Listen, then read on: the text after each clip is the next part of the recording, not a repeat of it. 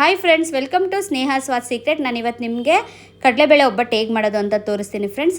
First time ಒಬ್ಬಟ್ಟು ಮಾಡ್ತಿರ್ತೀರಲ್ವ, ಅವರೆಲ್ರಿಗೂ ನಾನು ತೋರಿಸೋ ಥರ ಮೆಥಡಲ್ಲಿ ನೀವು ಮಾಡ್ತಂದರೆ ವೆರಿ ಕ್ವಿಕ್ಕಾಗಿ ಮಾಡ್ಕೋಬೋದು. ನೀವು ಹೇಗಪ್ಪ ಪಾಕ ತೆಗೆಯೋದು ಅಂತ ಯೋಚನೆ ಮಾಡ್ತಿರ್ತೀರಲ್ವ, ಅದರಲ್ಲೂ ಒಂದು 2-3 ಸಲ ಪಾಕ ತೆಗ್ದು ತೆಳು ಆಗಿರುತ್ತೆ, ಒಬ್ಬೊಬ್ರಿಗೆ ಗಟ್ಟಿಯಾಗಿರುತ್ತೆ, ಪರ್ಫೆಕ್ಟಾಗಿ ಒಬ್ಬಟ್ಟು ಮಾಡೋಕ್ಕೆ ಬಂದಿರಲ್ಲ. ಅಂಥವ್ರಿಗೂ ಹೇಳ್ತಾ ಇದ್ದೀನಿ, ಪಾಕ ತೆಗಿದೇನೆ ವೆರಿ ಕ್ವಿಕ್ಕಾಗಿ ಈಸಿಯಾಗಿ ಸಾಫ್ಟ್ ಆದಂಥ ಒಬ್ಬಟ್ಟನ್ನ ಹೇಗೆ ಮಾಡೋದು ಅಂತ ನಿಮಗೆ ತೋರಿಸ್ತೀನಿ. ತೋರಿಸೋಕ್ಕೂ ಮುಂಚೆ ಇನ್ನೂ ನನ್ನ ಚಾನಲ್ ಸಬ್ಸ್ಕ್ರೈಬ್ ಆಗಿಲ್ಲ, ಬೇಗ ಸಬ್ಸ್ಕ್ರೈಬ್ ಆಗಿ. ನಾನಿಲ್ಲಿ 1/4 kg ಮೈದಾ ಹಿಟ್ಟು ತೊಗೊಂಡಿದ್ದೀನಿ. ಅದಕ್ಕೆ 2 ಸ್ಪೂನ್ ಆಗೋಷ್ಟು ಚಿರೋಟಿ ರವೆ ತೊಗೊಂಡಿದ್ದೀನಿ. ಇದು ಆಪ್ಷನಲ್, ನೀವು ಬೇಕಂದರೆ ಹಾಕೋಬೋದು. ಇದು ಹಾಕ್ಕೊಂಡ್ರೆ ತುಂಬ ಒಬ್ಬಟ್ಟು ಚೆನ್ನಾಗಿ ಬರುತ್ತೆ. ಇವಾಗ ಒಂದು ಮಿಕ್ಸಿಂಗ್ ಬೌಲ್ಗೆ ಹಾಕ್ಕೊಳ್ಳೋಣ. ನೋಡಿ, ಮೈದಾ ಹಾಕೋತಾ ಇದ್ದೀನಿ, ಚಿರೋಟಿ ರವೆನೂ ಹಾಕೋತಾ ಇದ್ದೀನಿ, ಒಂದು ಸ್ವಲ್ಪ ಅರಿಶಿನ, ಸ್ವಲ್ಪ ರುಚಿಗೆ ತಕ್ಕಷ್ಟು ಉಪ್ಪು, ಇದಿಷ್ಟು ಹಾಕ್ಕೊಂಡು ಫಸ್ಟು ಕ್ಲೀನಾಗಿ ಮಿಕ್ಸ್ ಮಾಡ್ಕೊಬಿಡೋಣ. ನೋಡಿ, ಕ್ಲೀನಾಗಿ ಮಿಕ್ಸ್ ಮಾಡಿ ಆದಮೇಲೆ ಸ್ವಲ್ಪನೇ ನೀರು ಹಾಕ್ಕೋಬೇಕು. ಒಂದೇ ಸಲ ಹಾಕ್ಕೋಬೇಡಿ. ಚಪಾತಿ ಹಿಟ್ಟು ಕಲಿಸ್ಕೊತಿರಲ್ಲ, ಅದಕ್ಕಿಂತ ಒಂದು ಸ್ವಲ್ಪ ತೆಳುನೇ ಕಲಿಸ್ಕೊಳ್ಳಿ. ಯಾಕಂದರೆ ನಾನಿಲ್ಲಿ ಚಿರೋಟಿ ರವೆ ಹಾಕಿರೋದ್ರಿಂದ ಅದು ಹಳ್ಳುತ್ತೆ, ಇನ್ನೂ ಗಟ್ಟಿ ಆಗುತ್ತೆ ಹಿಟ್ಟು. ಹಾಗಾಗಿ ಸ್ವಲ್ಪ ತೆಳ್ಳಗೇನೆ ಕಲಿಸ್ಕೊಳ್ಳಿ. ಚಪಾತಿ ಹಿಟ್ಟಿಗಿಂತ ಸ್ವಲ್ಪ ಸಾಫ್ಟ್ ಇರಲಿ. ನೋಡಿ, ಇವಾಗ ಕಲಿಸ್ಕೊಂಡಿದ್ದೀನಿ, ನಿಮಗೆ ಕಾಣಿಸ್ತಾ ಇರ್ಬೋದು, ತೆಳ್ಳಗೇನೆ ಕಲಿಸ್ಕೊಂಡಿದ್ದೀನಿ. ಇದಕ್ಕಿವಾಗ ಆಯಿಲ್ ಹಾಕ್ತಾಯಿದ್ದೀನಿ. ಒಂದು ಸ್ವಲ್ಪ ಆಯಿಲ್ ಹಾಕ್ಬಿಟ್ಟು ಫಸ್ಟ್ ಒಂದು ಸಲ ನಾದ್ಕೊಬಿಡೋಣ ಕ್ಲೀನಾಗಿ. ನೋಡಿ, ಎಣ್ಣೆ ಹಾಕಿ ನಾದ್ಮೇಲೆ ನಾನು ಮತ್ತೆ ಎಣ್ಣೆ ಹಾಕೋತಾ ಇದ್ದೀನಿ. ನೋಡಿ, ನಿಮಗೆ ಕಾಣಿಸ್ತಾ ಇರ್ಬೋದು, ಇಷ್ಟು ಬೇಕೇ ಬೇಕು ಎಣ್ಣೆ. ಇದು ಹಿಟ್ಟು ಎಷ್ಟಿದೆ ಅಷ್ಟು ಮುಳುಗೋ ಅಷ್ಟು ಎಣ್ಣೆ ಹಾಕಿ ಚೆನ್ನಾಗಿ ಮಿಕ್ಸ್ ಮಾಡಿ ಇದನ್ನು ಹೀಗೇ ಎಣ್ಣೆಯಲ್ಲಿ ಮಿನಿಮಮ್ ಅಂತ ಅಂದರೆ 1.5 ಇಂದ 2 ಗಂಟೆ ಇದನ್ನು ಕ್ಲೀನಾಗಿ ನೆನೆಲಿಕ್ಕೆ ಬಿಟ್ಬಿಡೋಣ. ನೀವು ಇದೇನಪ್ಪ ಇಷ್ಟೊಂದು ಎಣ್ಣೆ ಹಾಕೋಬಿಟ್ಟಿದ್ದಾಳೆ ಅಂತ ಅನ್ಕೋಬೇಡಿ, ಎಣ್ಣೆ ಏನು ವೇಸ್ಟ್ ಆಗಲ್ಲ. ಇದನ್ನು ನಾವು ಮತ್ತೆ ಒಬ್ಬಟ್ಟು ಮಾಡ್ತೀವಲ್ಲ, ಆವಾಗ ಒಬ್ಬಟ್ಟು ಸುಡುವಾಗ ಇದೇ ಎಣ್ಣೆನ ಯೂಸ್ ಮಾಡ್ಕೋಬೋದು. ಕ್ಲೀನಾಗಿ ಇದನ್ನು ನೋಡಿ ಈ ಥರ ಮಾಡಿಬಿಟ್ಟು ಪ್ಲೇಟ್ ಮುಚ್ಚಿ ಬಿಟ್ಬಿಡೋಣ. ನಾನಿಲ್ಲಿ 1/2 kg ಕಡಲೆಬೇಳೆ ತೊಗೊಂಡಿದ್ದೀನಿ. ಕಡಲೆಬೇಳೆನ ಕ್ಲೀನಾಗಿ ವಾಶ್ ಮಾಡಿ ಇಟ್ಕೊಂಡಿದ್ದೀನಿ. ನೀವು ಈ ಒಬ್ಬಟ್ಟನ್ನ ಕಡಲೆಬೇಳೆಲಾದರೂ ಮಾಡ್ಬೋದು, ತೊಗರಿಬೇಳೆಲಾದರೂ ಮಾಡ್ಬೋದು. ನಮ್ಮ ಮನೇಲಿ ಜಾಸ್ತಿ ನಾವು ಕಡಲೆಬೇಳೆಲೇ ಮಾಡೋದು, ಹಾಗಾಗಿ ನಾನು ಕಡಲೆಬೇಳೆ ತೊಗೊಂಡಿದ್ದೀನಿ. 1/2 kg ಕಡಲೆಬೇಳೆಗೆ ನೋಡಿ, ಇದೇ ಕಡಲೆಬೇಳೆ ಎಷ್ಟು ತೊಗೊಂಡಿದ್ದೀನಿ ಅಷ್ಟೇ ಬೆಲ್ಲ ತೊಗೊಂಡಿದ್ದೀನಿ. ಮೀನ್ಸ್ ನಿಮ್ಗೇನಾದರೂ ಅಳತೆ ಸರಿಯಾಗಿ ಗೊತ್ತಾಗಲಿಲ್ಲ ಅಂತ ಅಂದರೆ 1/2 kg ಕಡಲೆಬೇಳೆಗೆ ನೋಡಿ, ಇಲ್ಲಿ ಕಾಣಿಸ್ತಾ ಇದೆ ಅಲ್ವಾ ಬೆಲ್ಲ, ದಪ್ಪ ಹಚ್ಚು ಬೆಲ್ಲ. 1/2 kgಗೆ 3 ಹಚ್ಚು ಬೆಲ್ಲ ಹಾಕ್ಕೊಳ್ಳಿ. ಸ್ವೀಟ್ ಜಾಸ್ತಿನೇ ಬೇಕು ಅಂತ ಅನ್ನೋರು ಇಲ್ಲಾಂದರೆ 2.5 ಹಚ್ಚು ಹಾಕ್ಕೊಳ್ಳಿ. ಹಾಗೆಯೇ ಕಡಲೆಬೇಳೆ ಎಷ್ಟು ತೊಗೊಂಡಿದ್ದೀನಿ ಅಷ್ಟೇನೆ ತೆಂಗಿನಕಾಯಿನ ತುರಿದಿಟ್ಕೊಂಡಿದ್ದೀನಿ, ಹಸಿ ತೆಂಗಿನಕಾಯಿ, ಸ್ವಲ್ಪ ಏಲಕ್ಕಿ ಕಾಯಿ ತೊಗೊಂಡಿದ್ದೀನಿ. ಒಂದು ಕುಕ್ಕರ್ ತೊಗೊಂಡಿದ್ದೀನಿ. ಈ ಕುಕ್ಕರ್ಗೆ ನೋಡಿ ಈ ಕಡಲೆಬೇಳೆ ಎಲ್ಲ ಹಾಕ್ಕೊಳ್ಳೋಣ. ವಾಶ್ ಮಾಡಿಟ್ಟಿರೋ ಕಡಲೆಬೇಳೆ ಎಲ್ಲ ಹಾಕ್ಕೊಂಡು ಈ ಕಡಲೆಬೇಳೆ ತೊಗೊಂಡಿದೆ ಅಲ್ವಾ, ಅದೇ ಬೌಲಲ್ಲೇ ನಾವು ನೀರು ಹಾಕ್ಕೋಬೇಕು. 1 ಬೌಲ್ 2 ಬೌಲ್ ನೀರು ಹಾಕ್ತಾಯಿದ್ದೀನಿ. ನೋಡಿ, ಇದಿಷ್ಟೇ ಸಾಕಾಗಲ್ಲ, ಇನ್ನೊಂದು ಅರ್ಧ ಬೌಲ್ ಎಕ್ಸ್ಟ್ರಾ ಹಾಕ್ತಾಯಿದ್ದೀನಿ. ಇವಾಗ ಇದನ್ನು ಕುಕ್ಕರ್ ಲಿಡ್ ಕ್ಲೋಸ್ ಮಾಡಿಬಿಟ್ಟು ಇದರಲ್ಲಿ ನಾನು ಇವಾಗ 1 ವಿಜಿಲ್ ಬರೆಸ್ತೀನಿ, ಸಾಕು. ಜಾಸ್ತಿ ಏನೋ ಬರ್ಸೋಕೆ ಹೋಗಬೇಡಿ, ತುಂಬ ಸ್ಮ್ಯಾಶ್ ಆಗಿಬಿಟ್ರೆ ಚೆನ್ನಾಗಿರಲ್ಲ. 1 ವಿಜಿಲ್ ಬರ್ಸೋಣ. ಇವಾಗ ನೋಡಿ, ನಾನು ಕ್ಲೀನಾಗಿ ನಿಮ್ಗೆ ಕಾಣಿಸ್ತಾ ಇರ್ಬೋದು ಹೇಗೆ ಸಾಫ್ಟಾಗಿ ಕಡಲೆಬೇಳೆ ಎಲ್ಲ ಬೆಂದಿದೆ ಅಂತ. ಈ ಬೆಂದಿರೋ ಅಂಥ ಕಡಲೆಬೇಳೆನ ನಾನು ಒಂದು ಸ್ಟೇನರಲ್ಲಿ ಹಾಕಿ, ಅಂದರೆ ಈ ಪಾತ್ರೆಗೆ ಹಾಕಿ ಇಟ್ಕೊಂಡಿದ್ದೀನಿ. ಹಾಗೆಯೇ ಇದ್ರ ನೀರೆಲ್ಲ ನೋಡಿ ಒಂದು ಪಾತ್ರೆಯಲ್ಲಿ ನಾನು ಬಸ್ತಿಟ್ಕೊಂಡಿದ್ದೀನಿ. ಈ ನೀರನ್ನ ಚೆಲ್ಲೋದು ಬೇಡ. ಈ ನೀರಲ್ಲಿ ಸೂಪರ್ ಆಗಿರುವಂಥ ಒಬ್ಬಟ್ಟು ಸಾಂಬಾರು ಮಾಡ್ತೀನಿ. ಬಟ್ ಆದರೆ ಈ ವಿಡಿಯೋದಲ್ಲಿ ಅಪ್ಲೋಡ್ ಮಾಡಲ್ಲ, ನೆಕ್ಸ್ಟ್ ವಿಡಿಯೋದಲ್ಲಿ ಅಪ್ಲೋಡ್ ಮಾಡ್ತೀನಿ.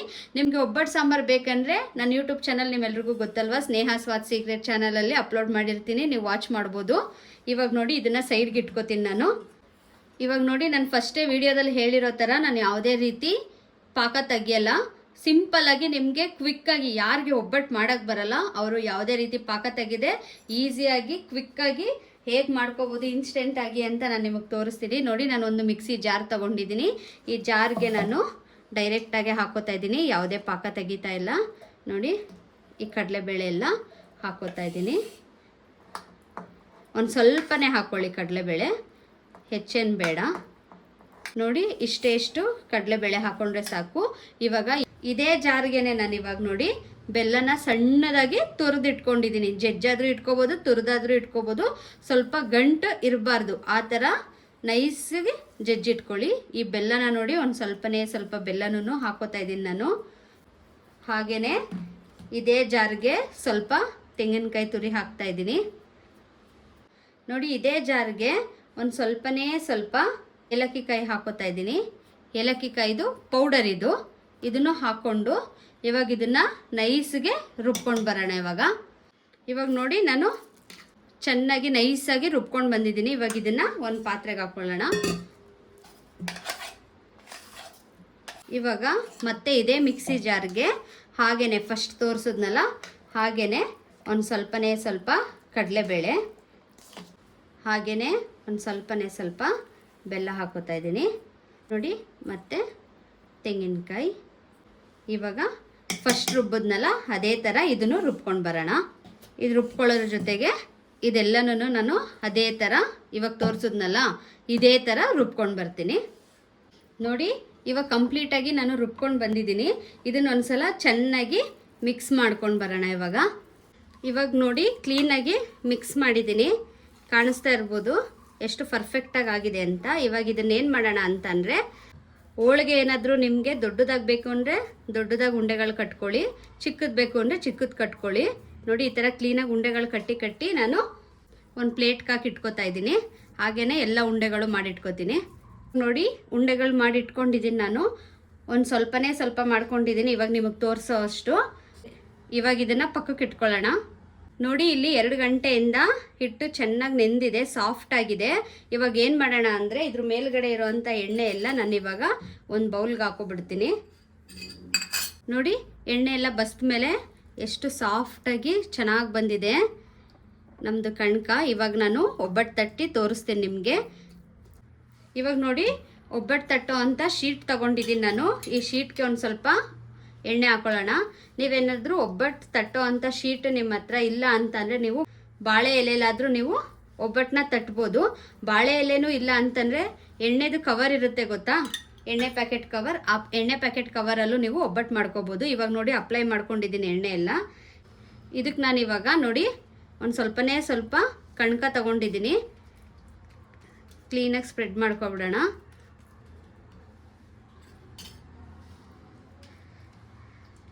ಸ್ಪ್ರೆಡ್ ಮಾಡ್ಕೊಂಡ್ಮೇಲೆ ಇದ್ರ ಮಧ್ಯಕ್ಕೆ ನಾನು ಒಂದೇ ಒಂದು ಹೂರ್ಣದುಂಡೆನ ಈಗ ಹಾಕೋತಾ ಇದ್ದೀನಿ.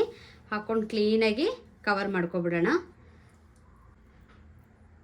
ಕವರ್ ಮಾಡಿ ಎಕ್ಸ್ಟ್ರಾ ಇರುತ್ತಲ್ಲ ಅದನ್ನು ತೆಗಿತಾ ಇದ್ದೀನಿ. ನೋಡಿ ಇವಾಗ ಇದನ್ನು ಈ ಥರ ಪ್ರೆಸ್ ಮಾಡಿ, ತೆಳು ಬೇಕು ಅಂದರೆ ತೆಳು ಮಾಡ್ಕೋಬೋದು, ನಿಮಗೆ ದಪ್ಪ ಬೇಕಂತ ಅಂದರೆ ಇಷ್ಟೇ ಬಿಟ್ಕೊಳ್ಳಿ. ಹೀಗೇ ಈ ಕೈಯಲ್ಲಿ ನೋಡಿ ಕ್ಲೀನಾಗಿ ತಟ್ಕೋಬೋದು. ನಿಮಗೆ ಕೈಯಲ್ಲಿ ತಟ್ಟಕ್ಕೆ ಬರಲಿಲ್ಲ ಅಂತಂದರೆ ನೀವು ಚಪಾತಿ ಮಾಡ್ತೀರಲ್ವ, ಆ ರೋಲ್ಗೆ ಒಂದು ಸ್ವಲ್ಪ ಈಗ ಆಯಿಲ್ ಹಚ್ಕೊಂಡು ಈ ಥರ ಸ್ವಲ್ಪನೇ ಸ್ವಲ್ಪ ಈ ಥರ ನೋಡಿ ಈ ಥರ ಮಾಡ್ಕೊಳ್ಳಿ. ನೀವು ಕೈಯಲ್ಲಾದರೂ ತಟ್ಕೋಬೋದು, ನಿಮಗೆ ಕೈಯಲ್ಲಿ ತಟ್ಟಕ್ಕೆ ಬರಲಿಲ್ಲ ಅಂದರೆ ಈ ಥರ ಮಾಡ್ಕೊಳ್ಳಿ. ನೋಡಿ ಎಷ್ಟು ಕ್ಲೀನಾಗಿ ಬಂದಿದೆ ಅಲ್ವಾ. ಇವಾಗ ನೋಡಿ ಸ್ಟವ್ ಮೇಲೆ ಒಂದು ತವ ಇಟ್ಕೊಂಡಿದ್ದೀನಿ. ತವಾಗೆ ಒಂದು ಸ್ವಲ್ಪನೇ ಸ್ವಲ್ಪ ಆಯಿಲ್ ಹಾಕೋತಾ ಇದ್ದೀನಿ. ಎಲ್ಲ ಕಡೆ ಈ ಥರ ಸ್ಪ್ರೆಡ್ ಮಾಡ್ಕೊಂಡ್ಮೇಲೆ ತವಾಗ ನೋಡಿ ಹಾಕ್ತಾ ಇದ್ದೀನಿ. ಹಾಕ್ಬಿಟ್ಟು ಒಂದೆರಡು ನಿಮಿಷ ಬಿಟ್ಟು ನಾವು ಮೆಲ್ಲಗೆ ಈ ಥರ ತೆಗೆದ್ರೆ ನೋಡಿ ಕ್ಲೀನಾಗಿ ಬರುತ್ತೆ. ನೋಡಿ ಮೇಲೆ ಒಂದು ಸ್ವಲ್ಪ ಎಣ್ಣೆ ಹಾಕೋತಾ ಇದ್ದೀನಿ.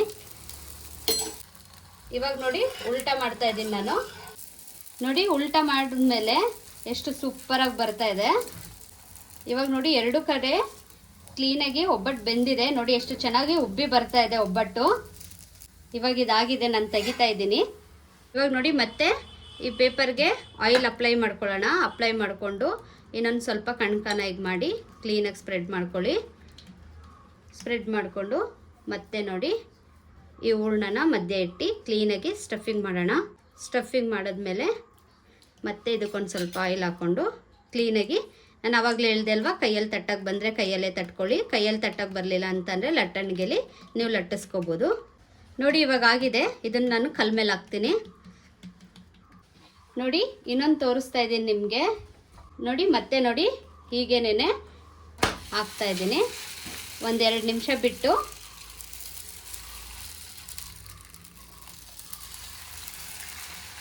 ನೋಡಿ ಎಷ್ಟು ಸೂಪರಾಗಿ ಬಂದಿದೆ ಅಲ್ವಾ.